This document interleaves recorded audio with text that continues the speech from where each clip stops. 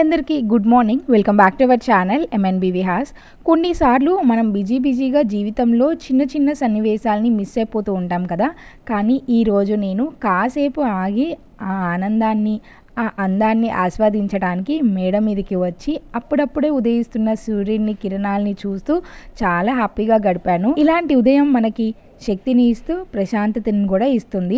మనము రోజంతా ఎలా ఉండాలో ఈ మొదటి క్షణాలే నిర్ణయిస్తాయి. కాబట్టి కాసేపు ఫోన్లు పక్కన పెట్టేసి ఉదయాన్న ఇట్లాగా సూర్యుని చూడటానికి మేడ మీదకో బయటకో వచ్చి చూస్తూ ఉండండి. లోతుగా ఊపిరిని పీల్చి ప్రతి శ్వాసలో ఆ పాజిటివ్ని ఫీల్ అయ్యి ఈ రోజు కూడా చాలా అద్భుతంగా గడపబోతున్నాం అని ఒక స్మైల్తో స్టార్ట్ చేయండి.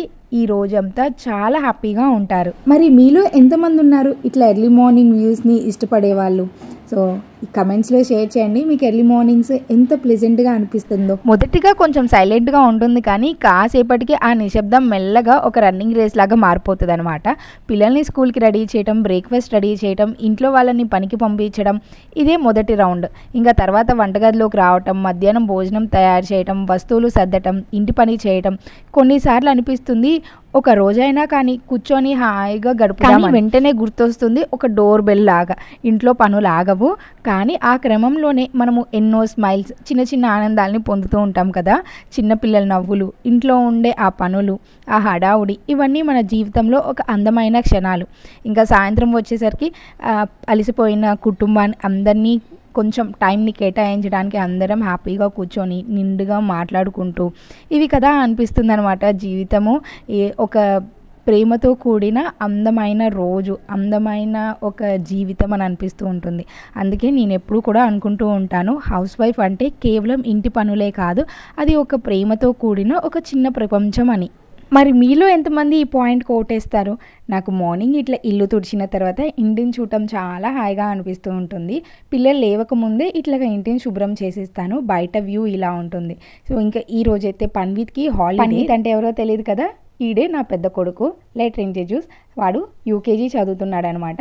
ఇప్పుడైతే మనకి దీపావళి హాలిడేస్ ఇచ్చారు. సో ఇప్పుడు వాడు వాళ్ళ తాతయ్యతో పాటు షటిల్ కోర్ట్కి వెళ్ళి కొంచెం సేపు వాళ్ళ తాతయ్యతో టైం స్పెండ్ చేసి మళ్ళీ తిరిగి 1 గంటకి వచ్చేస్తాడు. ఈ లోపైతే ఇంకా నా చిన్న కొడుకు లెగవలేదు కాబట్టి ఇంటిని చక్కగా తుడిచేసి పసుపు కుంకంని పెట్టి అలంకరిస్తున్నాను. ముగ్గు వేసిన కొంచెం సేపటి మాత్రమే ఇలా ఉంటుంది, తర్వాత చూడటానికి కూడా కనిపించదనమాట.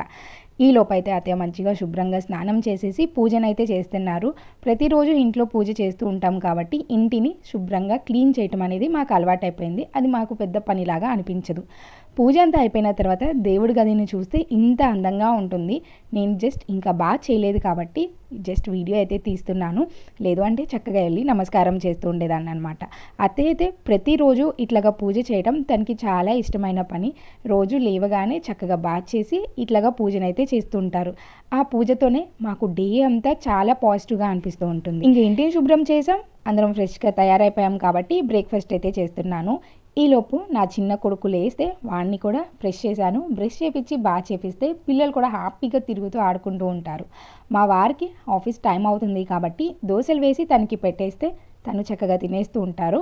ఈ రోజైతే నేను దోశలు వేస్తున్నాను, బట్ చట్నీ అయితే చేయట్లేదు. ముందు రోజుగా నేను బీరకాయ పచ్చడి చేశాను. ఇట్లాగా టమాటా పచ్చడి, బీరకాయ పచ్చడి, దొండకాయ పచ్చడి we love enjoy to eat with dosa అనమాట.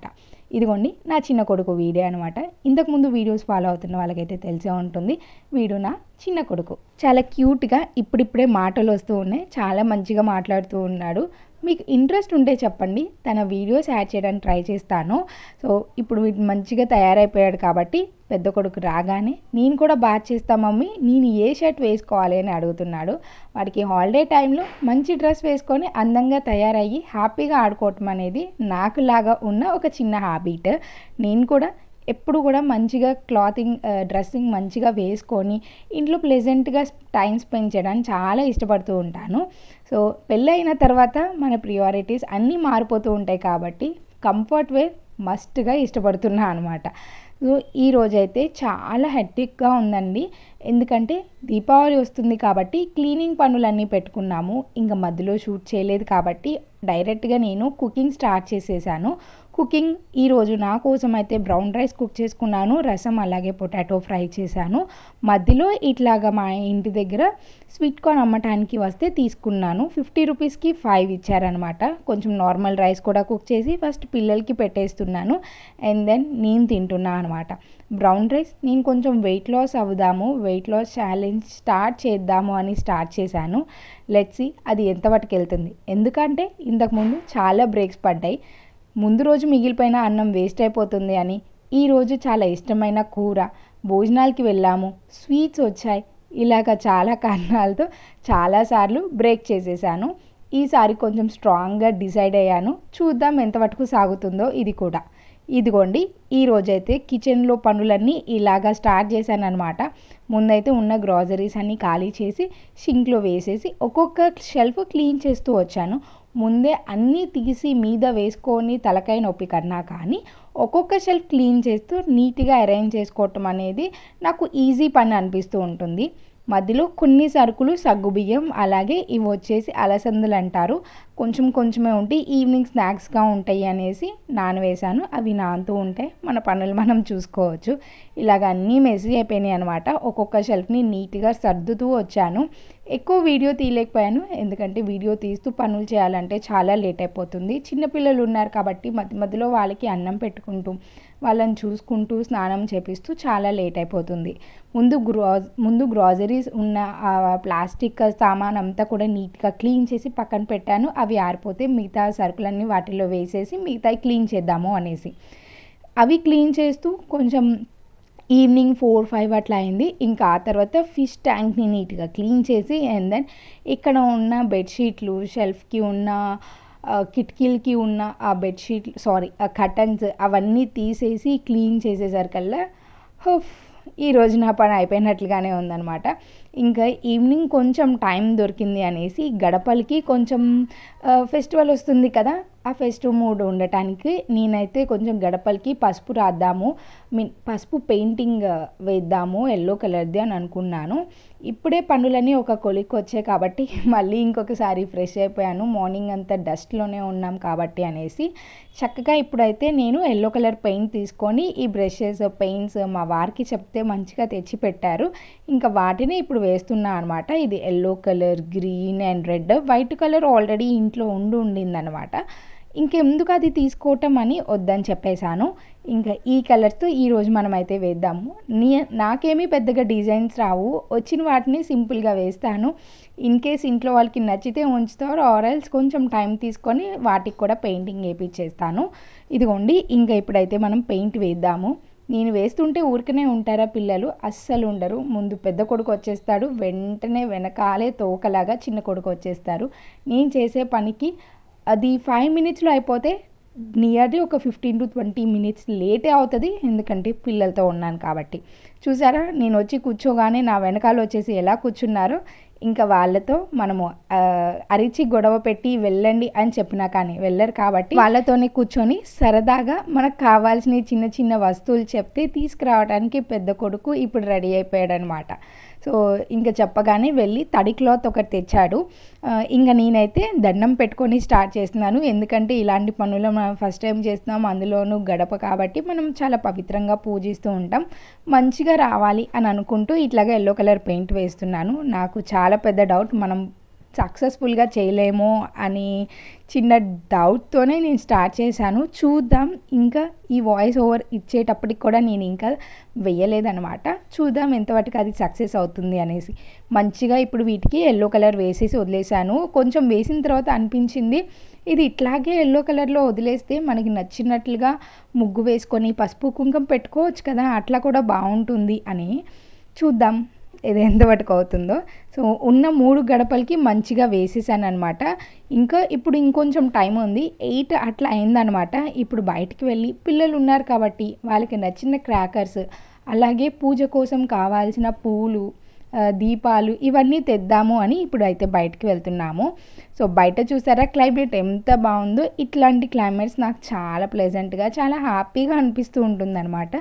మనకి దీపావళి కాబట్టి అక్కడక్కడ మాల్స్కి ఇట్లాగా లైటింగ్స్ పెట్టి, ఇంకొన్ని షాప్స్కి లైటింగ్స్ పెట్టి అట్లా చాలా మంచిగా ఉంటుంది. ఎంత చెప్పుకోవాలన్నా కానీ లాస్ట్ ఇయర్ కన్నా ఈసారి హడావుడి కొంచెం తక్కువగానే అనిపించింది. మరి మార్కెట్లో మాత్రం ఫుల్ రష్గా ఉంది. సో మార్కెట్ లోపలికి వెళ్ళి నేను పెద్ద కొడుకుని తీసుకొని వెళ్ళాను. వాడిని లోపలంతా తిప్పటం ఎందుకు అనేసి నేను కొంచెం సేపు పక్కన ఉండమని చెప్పి లోపలికి వెళ్ళి పూలు అవన్నీ కూడా తీసుకొని వచ్చేసాను. ఇంకా చూసారా మనము ఏ టైంకి వస్తే ఎంత చీకటి అయిపోయిందో అంత రష్గా ఉందన్నమాట మార్కెట్లో. ఇంకా నేను హడావుడిగా లోపలికి అన్నీ వెళ్ళి తీసుకొని వచ్చేసరికల్లా మా వారైతే ఇంకా రాగానే వీటన్నిటిని ఇంకొక కవర్లోకి షిఫ్ట్ చేస్తూ ఉన్నారనమాట. మనము ఇంటి నుంచి వెళ్ళేటప్పుడు కొంచెం పెద్ద కవర్స్ తీసుకొని వెళ్ళాము అంటే క్యారీ చేయటం ఈజీగా ఉంటుంది. బట్ నేను ఫ్లవర్స్ ఒకటే తెద్దాం కదా అనుకుంటూ ఈ ఒక్క కవరే తీసుకెళ్లేసరికల్లా మా వారు గొడవ పెడుతున్నారనమాట. ఇంకొంచెం పెద్ద కవర్ తెస్తే నీ సొమ్ము ఏమన్నా పోతుందా అని. సో ఇదిగోండి ఇంకా ఏమేమి తెచ్చాను చూపిస్తాను రండి. తేవటం ఆలస్యం, పిల్లలైతే ఏమేమి తెచ్చారా అని చాలా ఎగ్జైటింగ్గా చూస్తూ ఉంటారు కదా. నా పిల్లలు కూడా అంతే, రాగానే ఏం తెచ్చావు మమ్మీ అని చిన్న కొడుకు. సో పెద్ద కొడుకు నాతో పాటే వచ్చాడు కదా, క్రాకర్స్లో చిన్న చిన్నవి వాడికి సంబంధించినవి తీసుకున్నాము, అవి ఇచ్చే మమ్మీ అని గొడవ అనమాట. సో ముందుగా అయితే నేను మామిడాకులు తీసుకున్నాను, బంతిపూలు కొంచెం కట్టినవి, అలాగే కొన్ని అయితే గుచ్చాల్సినవి తీసుకున్నాను. మా అత్తయ్య గారికి బంతిపూలు గుచ్చి గుమ్మానికి వేస్తేనే నిండుగా అనిపిస్తూ ఉంటుందన్నమాట. అందుకే అట్లాగా ఒక 2 కేజీలు తీసుకున్నాను. ఇవి వచ్చేసి అమ్మవారికి, స్వామివారికి దీపావళి రోజున వేద్దాము అని కొంచెం కాస్ట్ ఉన్నా కానీ తీసుకున్నాను. ఇక్కడైతే ఇంట్లో కావాలని కారం ప్యాకెట్ ఒకటి, నిమ్మకాయలు, సో ఇంకా కొన్ని పూలు ఇవన్నీ కూడా తీసుకున్నాను. చామంతి పూలు ఒక 1/2 కేజీ అట్లా తెచ్చుకున్నాము అంటే మనకి ఇప్పుడు కార్తీక మాసం కూడా రాబోతుంది కాబట్టి చక్కగా దేవుళ్ళకి పెట్టుకోవడానికి బాగుంటుంది. ఒకేసారి కొంచెం ఎక్కువ క్వాంటిటీలోనే తీసుకున్నాను. అండ్ నెక్స్ట్ వచ్చేసి ఇట్లాగా దీపాలు ఈసారి కొంచెం పొడవుగా ఉన్నవి తీసుకున్నాను. ఎవ్రీ ఇయర్ తీసుకుంటూనే ఉంటాము, చాలానే ఉన్నాయి. అందుకే ఈ రౌండ్గా ఉన్నవి ఒక సెట్ తీసుకున్నాను, ఒక డజన్ 12 పీసెస్. ఇంకొక మోడల్ వచ్చేసి ఇవి 6 తీసుకున్నాను. ఇవి చాలా క్యూట్గా నాకు బాగా నచ్చినాయి. అవి జస్ట్ 5 రూపీస్ పడినవి. అండ్ 12 సెట్ ఏమో అవి 30 రూపీస్ పడ్డాయి అనమాట. అంతే, చాలా చీప్. అవి చాలా చీప్ అండ్ బెస్ట్గా దొరికినాయి అని తీసేసుకున్నాను. ఇంకా ఇంటికి వచ్చిన తర్వాత పిల్లలకి ఇలాంటివి చిన్న చిన్నవి ఉంటే వాళ్ళు ఆడుకుంటారు. ఇంకా నాకు చాలా పనులు ఉన్నాయి, బెడ్షీట్స్ వేయటం, డోర్ మ్యాట్స్ ఇవన్నీ వాష్ చేసి ఆరేయటం, ఇంకా బోలెడన్నీ ఉన్నాయి. కాబట్టి ఈ రోజు వీడియోని ఇంతటితో ఎండ్ చేస్తున్నాను. రేపటి వీడియోలో మళ్ళీ కంటిన్యూషన్తో కలుస్తాను. మీకు కనుక ఈ వీడియో నచ్చితే డెఫినెట్గా లైక్ చేయండి, కొత్తగా చూస్తున్నట్లయితే సబ్స్క్రైబ్ చేసుకోండి. Thank you so much for watching. ఇంకొక మంచి వీడియోతో మళ్ళీ కలుసుకుందాం.